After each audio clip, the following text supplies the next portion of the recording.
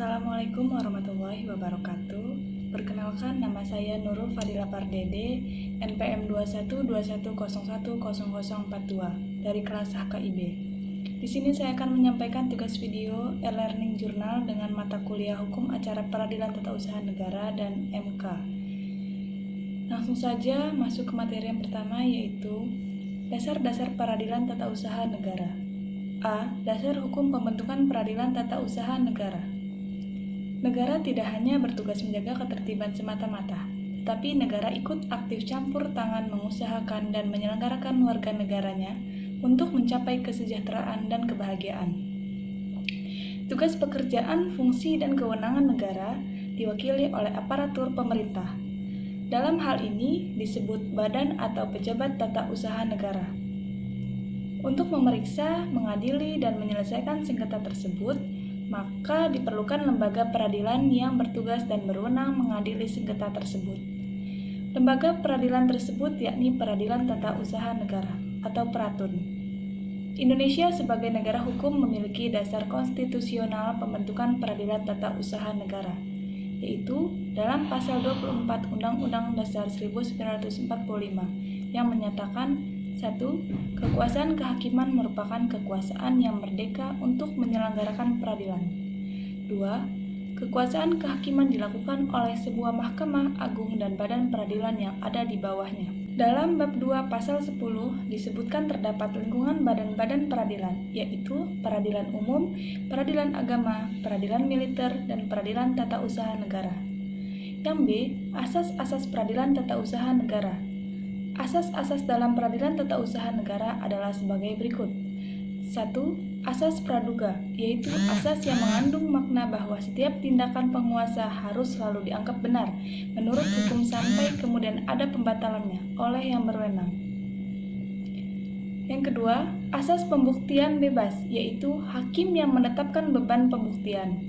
Asas ini dianut dalam pasal 107 Undang-Undang Nomor 5 Tahun 1986 dan dibatasi oleh pasal 100. 3. Asas keaktifan hakim, yaitu untuk mengimbangi kedudukan para pihak, karena tergugat adalah pejabat atau badan tata usaha negara, sedangkan penggugat adalah orang atau badan hukum perdata. Yang keempat, asas putusan pengadilan, mempunyai kekuatan mengikat atau erga omnes. Sengketa tata usaha negara adalah sengketa hukum publik. Dengan demikian, putusan pengadilan tata usaha negara berlaku bagi siapa saja. C. Sumber-sumber peradilan tata usaha negara. Hukum tata usaha negara tersebar dalam berbagai ragam peraturan perundang-undangan yang jumlahnya cukup banyak.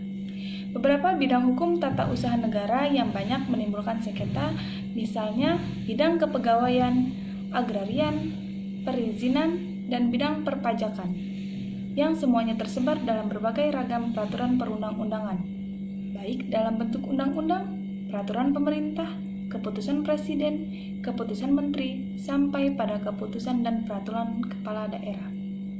Yang D. Persamaan dan perbedaannya dengan peradilan lain. Perbedaan-perbedaan itu antara lain: 1. Peranan hakim yang aktif. 2. Adanya ketidakseimbangan antara kedudukan penggugat dan tergugat. 3. Sistem pembuktian yang mengarah kepada pembuktian bebas.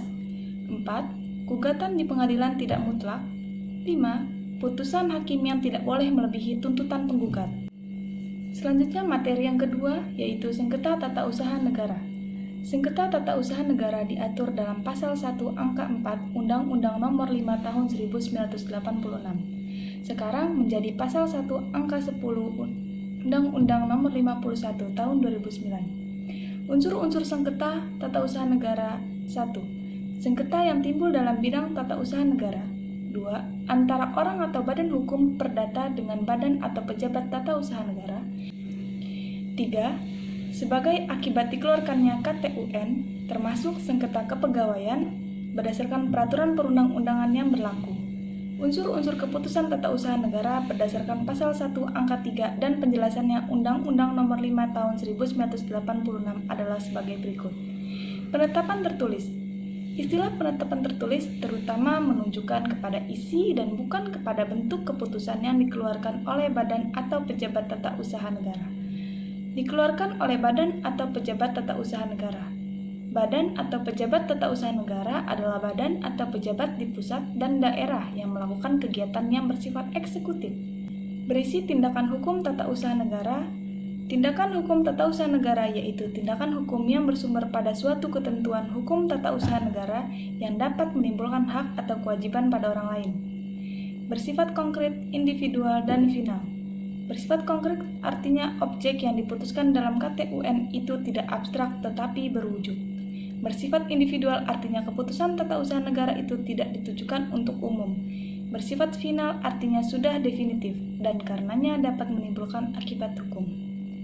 Demikian video dari saya, lebih dan kurangnya mohon maaf. Terima kasih. Wassalamualaikum warahmatullahi wabarakatuh.